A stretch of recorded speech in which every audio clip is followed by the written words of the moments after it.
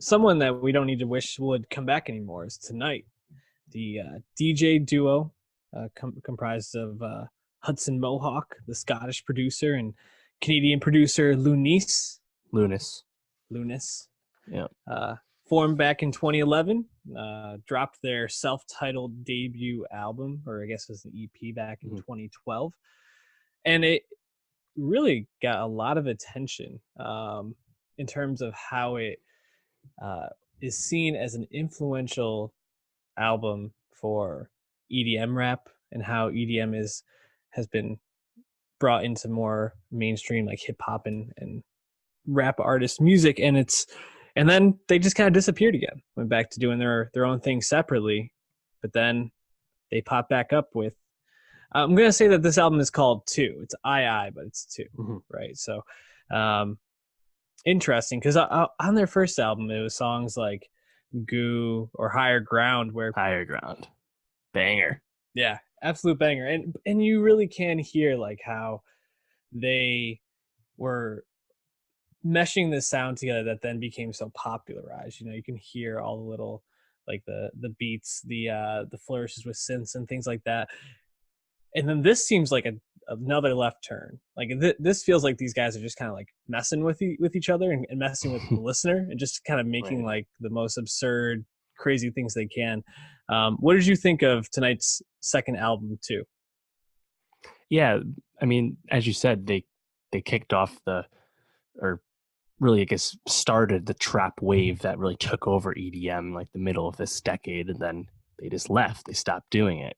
And then everyone else followed suit, and then that wave kind of fizzled out. Like trap is still obviously the, middle for rap these days, but in the EDM sense, they've kind of moved past that, right? More towards the sound of like a Kygo or the Chainsmokers or Marshmello, right? That's certainly not what Tonight and Flostradamus and Arlo Grime were doing 5 years ago.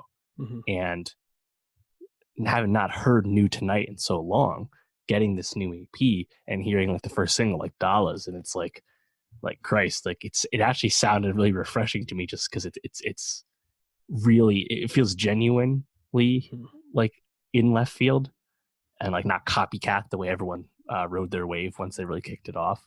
So I thought it was really, really cool. And like I don't know how much of this music I want to like run back all the time, just because again, it's so absurd. Like the production is so layered and just really wild. And that seems to be the goal. Yeah. So I think this is kind of what you'd expect from them. It's just more of Hudmo and Lunis making these absurd beats and just daring you to blow your speakers out. It's pretty funny. Yeah, and you can almost hear them like laughing along with each track and like how absurd it is. And if you watch the videos or the songs on YouTube, they have this each song they have themselves as like these like almost like creative player characters in the music videos, just doing these like really weird things. Like one song, I can't remember which one, it's like just like a close up on their mouths with these like really gnarly teeth, like the tongue's like clicking out. It's like so weird, but just also kind of like funny, and you're like, this is so absurd, like you said. I think there's a lot on here to like, and they seem to kind of go in a lot of different directions in this, which I think makes this album very interesting, unique. And you kind of hear that Tonight. I think their self-titled debut was a lot more samey than this album. This one, they kind of go in different directions.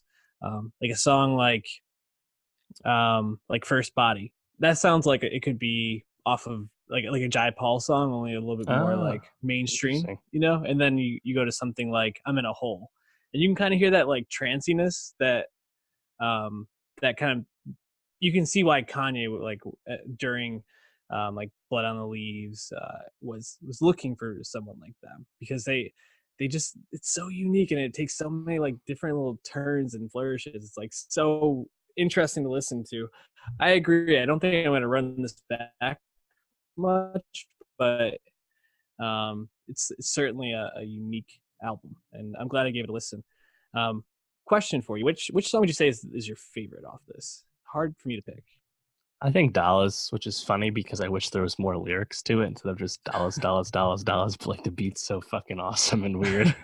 Yeah. But yeah, nothing's reaching the highs of Higher Ground, which like the moment I heard it, like went into like DJ rotation and never left. Like that song's, you know, impeccable.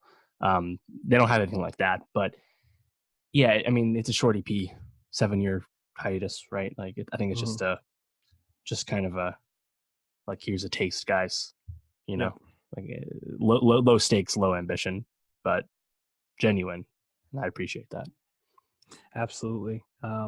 Check out tonight their album 2, and probably going to put 1 or 2 of their songs on our Nowstalgia Best of 2019 playlist. So check that out as well.